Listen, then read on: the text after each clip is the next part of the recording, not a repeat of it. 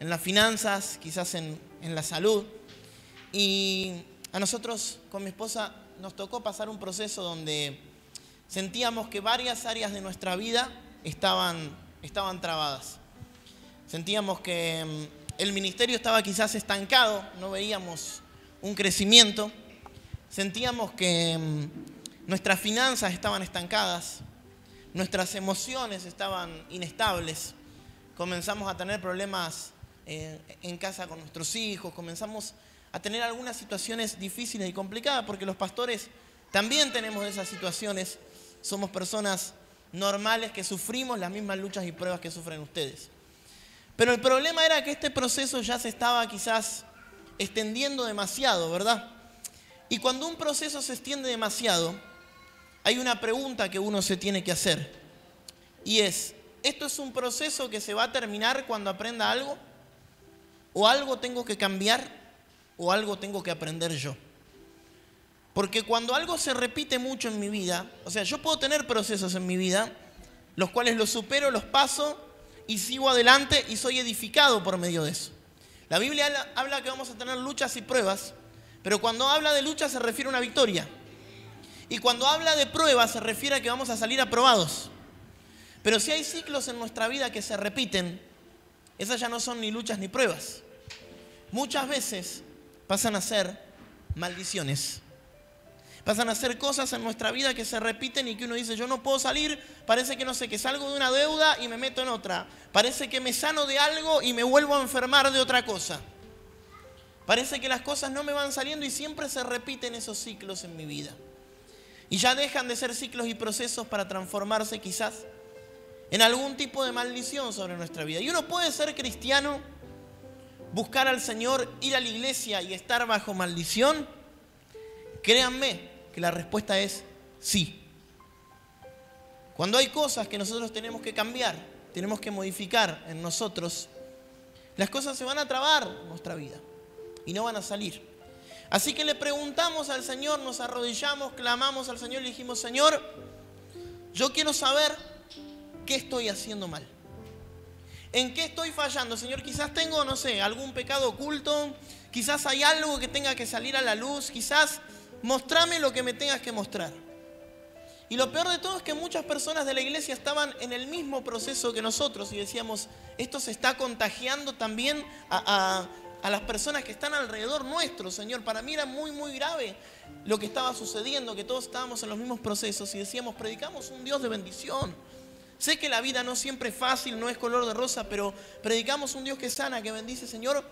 ¿Qué pasa? Y nos pusimos a orar. Y muchos hermanos me dijeron, inclusive charlando conmigo, después me confesaron y me dijeron, pastor, nosotros llegamos a creer inclusive que vos estabas en pecado o que el problema grave era tuyo. Y le dije, mira, yo en tu lugar hubiese pensado lo mismo. Así que no te voy a juzgar por eso. Yo hubiese creído exactamente lo mismo. Pero después de orar durante un tiempo, recibimos un llamado y nos dimos cuenta que lo que nos estaba pasando no era un problema puntualmente de nosotros, pero era un daño colateral, era algo que nos afectó. Era algo tan grave que había aparecido, que había pasado con personas queridas nuestras, no familiares, pero personas muy queridas nuestras, que nos terminó afectando y terminó siendo un daño colateral. Entonces oramos al Señor, cortamos las relaciones que teníamos que cortar en ese momento que nos afectaban espiritualmente. Repito nuevamente, nosotros no habíamos hecho nada, pero lo que habían hecho los demás, indiferentemente comenzó a afectarnos a nosotros. Eso es lo que se llama daño colateral, los que son afectados a veces. ¿Vieron las personas que dicen, cuando yo hago algo mal, mejor hago yo? Y de repente terminan perjudicándose nuestros hijos. Terminan perjudicándose las personas que están alrededor nuestro. Y espiritualmente pasa lo mismo. Y estábamos en ese proceso y nos pusimos a orar. Y el Señor nos abrazó y el Señor nos hizo tomar las decisiones que teníamos que tomar. Y cuando tomamos las decisiones que teníamos que tomar, inmediatamente la ecuación se dio vuelta y empezamos a experimentar bendición en muchas áreas de nuestra vida. Empezamos a ver crecimiento en la iglesia. Nuestros hijos comenzaron a andar mejor en la escuela. Nuestras finanzas comenzaron a levantarse, los negocios comenzaron a prosperar. mi trabajo secular comenzó a prosperar y pudimos ver la mano de Dios. Sin embargo, yo durante mucho tiempo, después de que solucionamos el problema, me sentí mal, me sentí herido, me sentí lastimado, me sentí decepcionado. Y eso me siguió afectando. Y esto yo lo quiero aclarar porque a veces cuando hay una herida en nuestro corazón, vamos a la presencia de Dios, renunciamos, sabemos que tiene que estar todo bien, solucionamos el problema, pero a veces las heridas quedan. Y a veces la herida queda sangrando y ese proceso de sanidad lleva un tiempo. Y hoy hablaba el pastor Ricardo acerca del profeta Juan Laciar, un gran amigo que nos visitó. Y sin saber lo que nosotros estábamos pasando, absolutamente nada, él me mencionó una palabra que me quedó dando vuelta. Y me dijo, vos fuiste víctima de la brujería carismática. Y a mí me sorprendió esa palabra. Y yo dije, pero brujería carismática, ¿qué es? Bueno, le pregunté a él lo que era, pero comencé a buscar en internet, comencé a investigar por todos lados qué significaba eso, de qué se trataba. Y la verdad era que no encontré mucho material, no encontré prácticamente nada, más que 2 o 3 prédicas de algún que otro pastor, pero no encontré absolutamente nada. Simplemente recibí esa palabra y me explicó el profeta lo que significaba. La brujería carismática, escuche esto, es un tipo de brujería que puede operar dentro de la iglesia y suele confundirse muchas veces con el poder de Dios. Tranquilo que esto no operaba dentro de nuestra iglesia, ¿eh? Pero quiero que entienda de qué fuimos víctimas nosotros como pastores. La brujería carismática es manipulación psicológica, es manipulación religiosa. Ahora, uno puede decir, pastor, pero si uno está con el Espíritu Santo y si uno ora, el Señor nos advierte de las cosas que están mal. ¿Sabe cuál es el problema de la brujería carismática? Que suele pasar desapercibida muchas veces y anula la voz de Dios en nosotros para que escuchemos lo que no tenemos que escuchar. Yo, gracias a Dios, siempre tuve comunión con el Señor y el Señor siempre me advirtió cuando algo estaba mal, cuando algo estaba fallando. Pero definitivamente esto me estaba afectando. La Biblia lo llama al diablo padre de la mentira, porque tiene la capacidad de engañarnos, tiene la capacidad de hacernos creer que algo malo realmente para nosotros es bueno. El propósito principal de la brujería carismática es quitarle protagonismo a la iglesia y centralizar el poder en un hombre y no en el Señor. ¿Les suena esto? Lo hemos vivido en iglesias, en ministerios, donde parece más importante la palabra del apóstol, la palabra del profeta, la palabra del hombre, que la misma palabra del Señor. Donde a veces no se corrobora con la Biblia de que lo que se nos dice es cierto o no. Y somos muchas veces manipulados. La Biblia dice que van a venir falsos apóstoles, que van a venir falsos profetas, que van a inclusive hacer señales, hacer milagros. Y esto en cierta manera nos afecta. Ahora, ¿cómo detectar si estoy siendo víctima de la brujería carismática, de la manipulación religiosa? Yo se lo quiero decir porque aunque la palabra arranca de esta manera, créame que termina muy muy bien y que Dios siempre nos edifica. Lo primero que tenemos que entender para saber si somos víctimas de este tipo de manipulación sectaria y religiosa es el estancamiento espiritual y natural. Cuando una persona pasa mucho tiempo estancada y siente que no avanza, es muy probable que esté siendo víctima de este tipo de manipulación. Cuando uno dice, no sé, llevo 10, 15, 20 años en la iglesia y todavía no estoy haciendo nada, no crezco, no pasa nada con mi vida y sin embargo estoy en una iglesia, soy parte de una iglesia, soy parte de un equipo, pero no pasa nada, es muy probable que esto esté pasando. Lo segundo que trae muchas veces la manipulación religiosa es los falsos milagros. ¿Y saben qué es un falso milagro? Ustedes saben que el diablo también puede imitar ciertos milagros. ¿Saben lo que es un falso milagro? Un milagro que no perdura. Un canje, el te doy, pero te quito. Yo estaba en un ministerio donde veía milagros y yo decía, wow, el poder de Dios sobra, pero esa persona que hoy se sanaba de algo, mañana se enfermaba de otra cosa. Esa persona que hoy era prosperada con algo, mañana perdía ese dinero en otro mal negocio. Y de alguna manera parecía que se le daba y se le quitaba. Y yo decía, pero ¿cómo puede ser que esta persona hoy tenga una victoria, cante acerca de esa victoria, hable acerca de esa victoria y de repente, al otro día, tac, parece que no puede avanzar? Parece que algo está mal. Otra de las características es las falsas profecías. Las falsas profecías. ¿Saben lo que es una falsa profecía? Una profecía que no se cumple. Hay profetas que manipulan la psicología para hacerle creer a la persona que Dios les está hablando, que no son profetas de Dios en realidad. Pero cuando una iglesia vive de falsas profecías, profecías que nunca se cumplen, Dios me dijo, el Señor me dijo, pero nunca pasa nada, es muy probable que esa iglesia esté siendo víctima de la manipulación religiosa. Yo siempre digo, yo un día prediqué sobre esto y mucha gente se enojó, pero es cierto, yo siempre dije que hay gente que cree que Dios es esquizofrénico, y no es que Dios sea esquizofrénico, por Dios, no estoy diciendo esa aberración. Digo que ellos tienen un Dios esquizofrénico porque es un Dios que hoy les dice una cosa y mañana les dice otra. Y que van para donde va el viento. Yo escuché una vez un pastor que dice, Dios me dijo que teníamos que hacer la iglesia y comprar este terreno y hacerla acá. Y comenzaron a ahorrar, comenzaron a hacer un montón de cosas. Al final no compraron nada, el terreno se vendió y dice, ahora Dios me dijo que vayamos para acá. Cambiaron de vuelta. No, este no era. Ahora Dios me dijo que vayamos para acá. Bueno, decirle a Dios que se ponga de acuerdo porque la iglesia viene caminando hace rato. ¿No?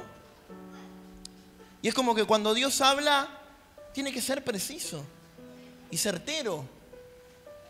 Entonces, ¿qué es lo que estamos escuchando? Las falsas profecías son una señal de que el Señor no está ahí.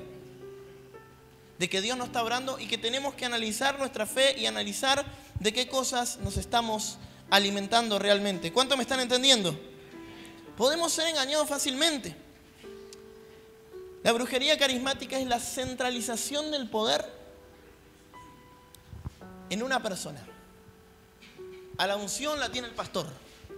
A la unción la tiene el apóstol. A los dones los tiene el apóstol. Sin embargo, la Biblia dice que las señales seguirán a los que creen. No habla de profetas, no habla de apóstoles, no habla de pastores. A los que creen dice que los van a acompañar las señales y los van a acompañar los milagros. Y yo creo en eso. Entonces hay que tener cuidado. Sí, es cierto que en una iglesia tiene que haber una autoridad, tiene que haber un orden, pero hay que tener cuidado con la centralización del poder. Yo he estado en iglesias y estuve trabajando en varios ministerios donde tenían miedo que se junten con hermanos de otras iglesias.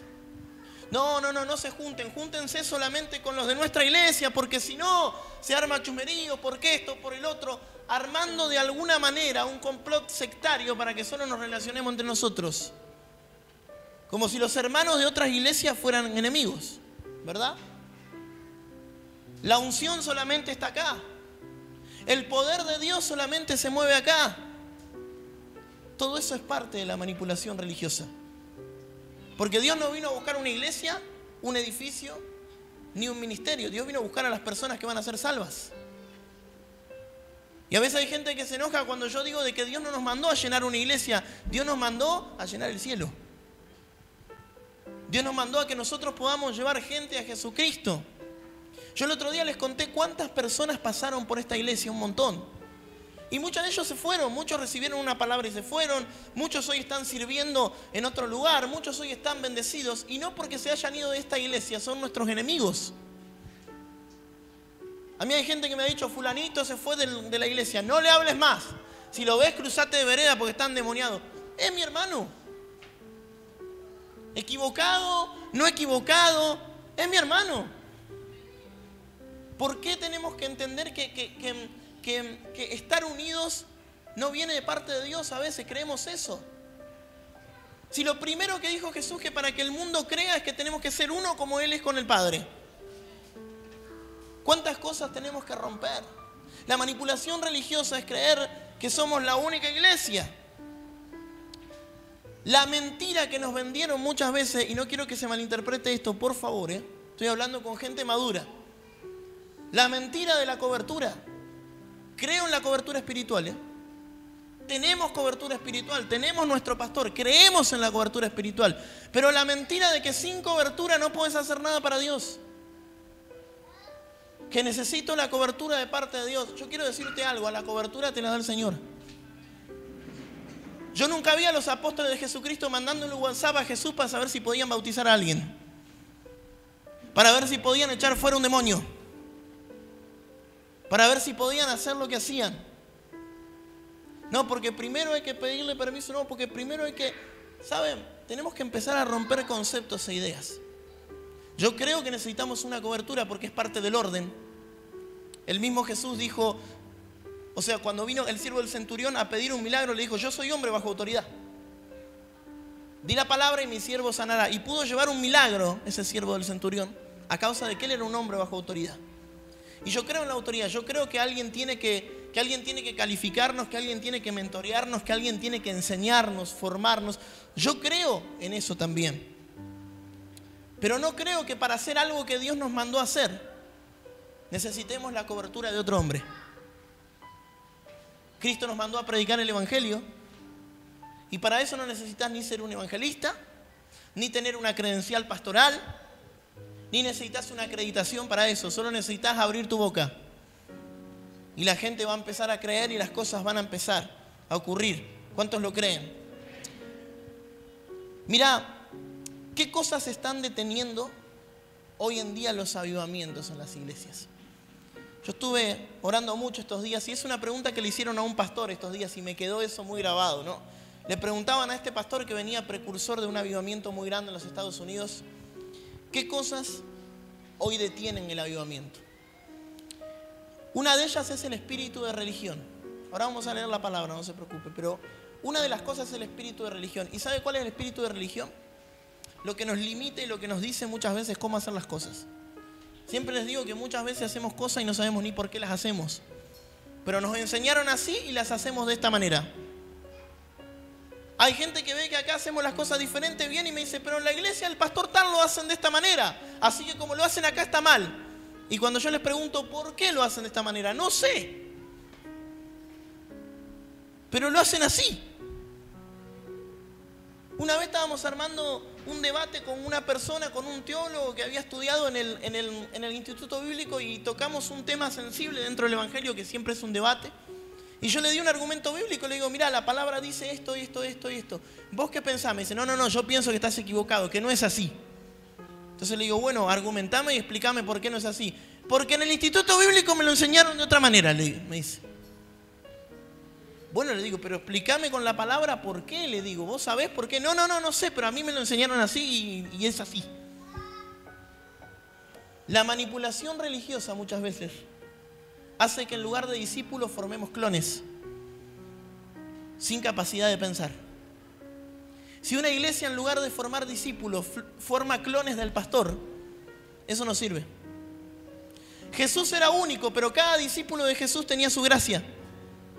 Portaban la gloria de Dios, portaban los dones, los milagros, la capacidad para predicar, pero cada uno de ellos tenía un don diferente y era diferente. Y gloria a Dios cuando eso pasa. Porque una iglesia no tiene que clonar personas. Usted no tiene que imitar a un pastor. La Biblia dice que tenemos que ser imitadores primeramente de Cristo. Ese es el modelo, el varón perfecto a quien nosotros tenemos que imitar y tenemos que llegar a imitar. ¿Cuántos están acá? No se duerman. Decía que está a tu lado, no te duermas. Digan amén los dormidos. Siempre valen acá dormidos. Le voy a traer la almohada un día. Otra de las cosas que detienen los avivamientos son la falta de conocimiento. Cuando la gente no conoce la palabra y solo acepta lo que se le dice porque el pastor o porque el apóstol lo dijo. Yo siempre les digo, yo le predico la palabra de Dios, pero usted está en su derecho de ir a la Biblia y filtrar lo que yo le enseño. No lo tome como una verdad absoluta solo porque el pastor lo dijo. La falta de conocimiento es un problema que hizo perecer al pueblo de Dios. Dice la Biblia que el pueblo de Dios pereció por falta de conocimiento. Y cuando no se conoce la palabra, los avivamientos no llegan. El Espíritu Santo no puede obrar cuando hay ignorancia, cuando hay falta de conocimiento. Entonces, qué importante que es que nosotros podamos conocer la palabra de Dios para no ser engañados. Ninguna palabra profética contradice la palabra de Dios, la palabra que está escrita. Hay gente que dice, un profeta me soltó tal palabra, pastor, y yo no sé si es cierto o no. Yo no sé si está bien o está mal. ¿Y qué te dijo? Que mate la suegra. Y debe ser de Dios. No, eso no.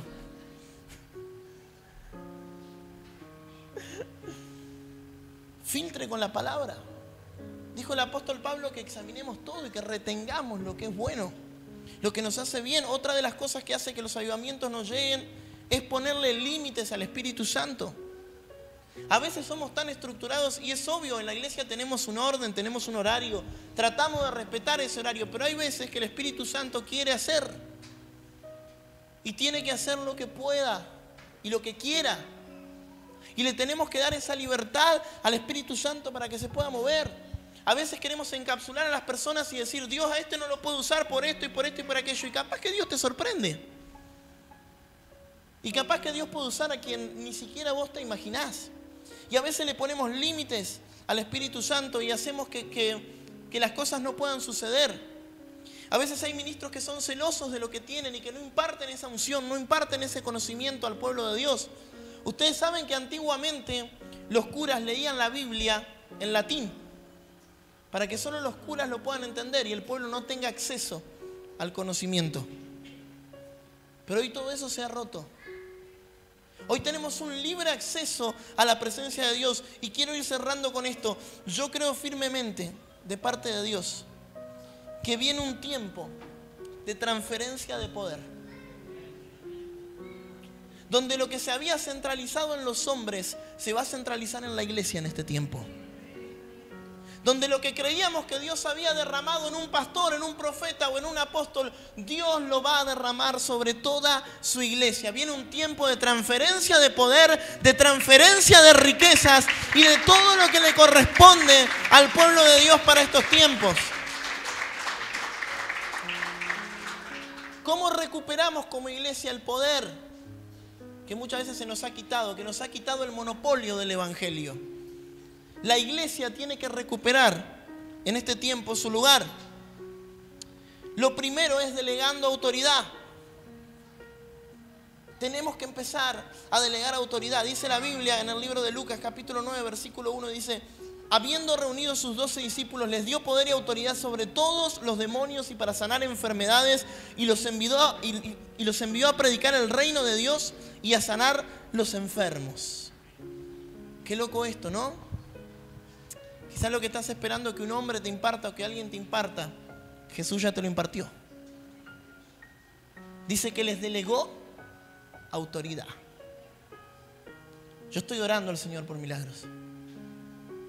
Yo estoy orando para que no llames al pastor a las 3 de la mañana. Hay un endemoniado. Orale vos. Esta persona está enferma. Orale vos y que se sane en el nombre de Jesús. Orale vos y comenzá a ver el poder de Dios. Dice la Biblia que cuando Jesús alimentó la multitud, le vinieron a decir: Jesús, hay que darle de comer. Y les dijo: denle de comer ustedes. Y el poder descendió y comenzaron a alimentar multitudes. Yo creo que esta es una iglesia que va a alimentar multitudes, que va a salir a impartir el poder de Dios a las calles. Vamos a sanar enfermos, vamos a echar fuera demonios, vamos a comenzar un tiempo nuevo como ministerio. Hay que creerle al Señor. Hay que creer que es con vos la cosa. No es con el apóstol, no es con el profeta, no es con el pastor. Mirá lo que está a tu lado y decirle: es con vos la cosa. No limites al Espíritu Santo. Dice la Biblia en el libro de Hechos, capítulo 1, versículo 8. Dice: pero recibiréis poder cuando haya venido sobre vosotros el Espíritu Santo, y me seréis testigos en Jerusalén, en toda Judea, en Samaria y hasta lo último de la tierra. Va a venir el Espíritu Santo sobre tu vida y vas a recibir una impartición, una unción de renuevo para este tiempo. ¿Cuántos lo creen? No podemos, escuche, si no tenemos el Espíritu Santo, pasamos a ser una religión más del montón.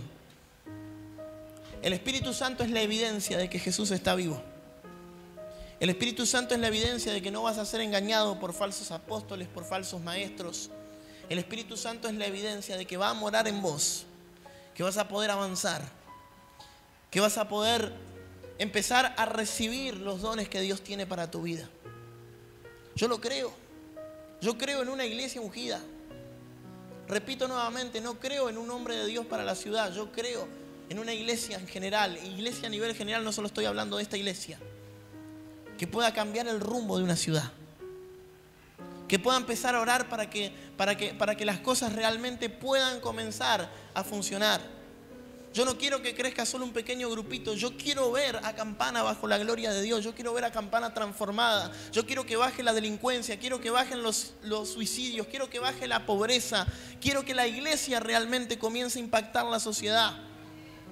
Que no seamos un grupito de locos que dicen aleluya. Que seamos personas que oran y las cosas suceden. Para eso necesitamos al Espíritu Santo. Para eso necesitamos marcar la diferencia. Usted puede. Vos podés, es con vos. Dios te está buscando. Dios quiere usarte en este tiempo. Yo quiero que por un momento puedas ponerte de pie.